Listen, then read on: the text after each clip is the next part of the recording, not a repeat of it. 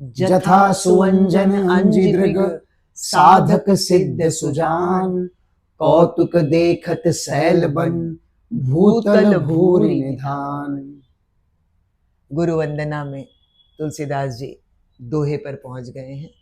जैसे आंखों में अंजन लगाने पर, अंजन क्या होता है?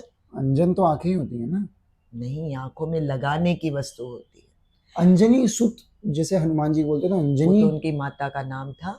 अंजन एक वस्तु होती है, काजल। काजल और सूरमा, उससे अलग होता है अंजन।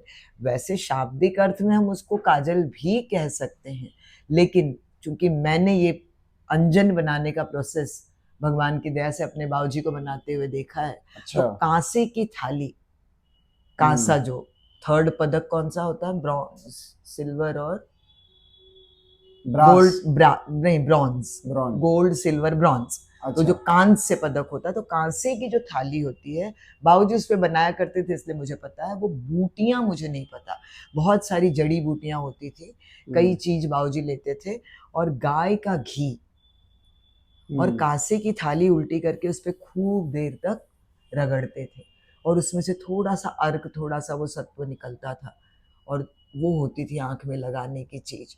तो बाबूजी जलाते नहीं थे? जलाता नहीं है, काजल में जलाया जाता है। काजल कालिक से बनता है। हाँ। सूरमा के तो तत्व ही अलग होते हैं। अच्छा, तो अलग अलग जड़ी बूटियों को घी के साथ कांसे पे रख। अरे आजकल इसे इंस्टाग्राम पे ना ये भी आजकल बहुत चल रहा है, 100 घृत, ऐसा घृत मतलब अपना घी 100 बार उसको ना, ये कांसे में पानी के साथ या बर्फ के साथ 100 बार उसको करते हैं, जो क्रीम फिर उसको लगाते हैं। ऐसे पंचगव्य भी बहुत चलता है, मुझे इन्हीं दिनों में पता चला था कि पंचगव्य पिलाकर, पूना में ये काफी प्रिविलेंट है।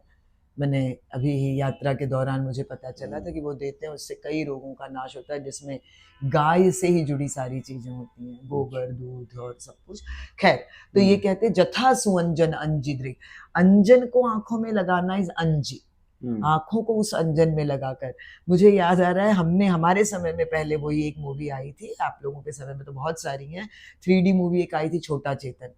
अब वो 3D मूवी का इफेक्ट तो पता है क्या होता है, कि यूं लगता है सब कुछ प्रत्यक्ष में हो रहा है। तो यहाँ पर कुछ ऐसी बात तुलसीदास जी कर रहे हैं कि उस आंखों को गुरु की कृपा से जो अंजन मुझे मिला और आंखों में लगाकर सब कुछ सिद्ध हो गया।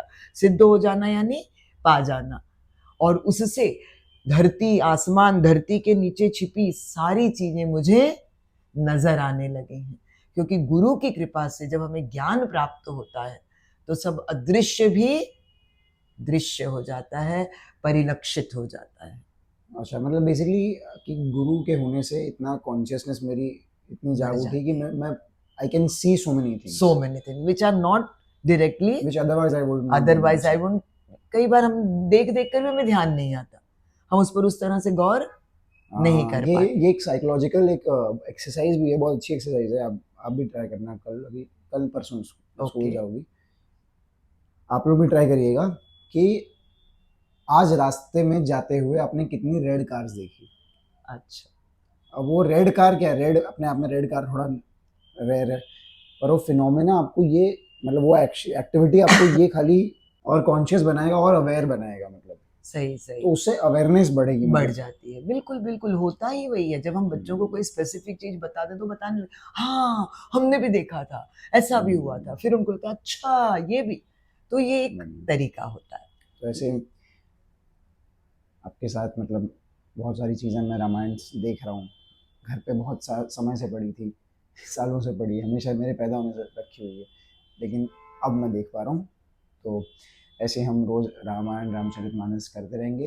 टाइम कभी कभी थोड़ा ऊपर नीचे हो जाता है, please excuse us for that. बाकी शाम को भगवद गीता, कल फिर से रामायण रामचरितमानस। तो यहाँ हमने गुरु के अंजन की कृपा को जाना। मुझे लगता है आप लोग हमसे तो बात कर ही रहे हैं, देख रहे हैं, अपनी फैमिली ग्रुप में भी, अपने कम्युनिटी ग्रुप में, व्हाट्सएप ग्रुप में भी इसे फैलाएं और एक दूसरे से डिस्कस करें, और उस डिस्कशन को हम तक भी लाएं, जिससे हम लोग एक कम्युनिटी बनाकर इस विचारधारा को समझें और समझाएं और सभी इसका लाभ उठा पाएं। जय श्री राम।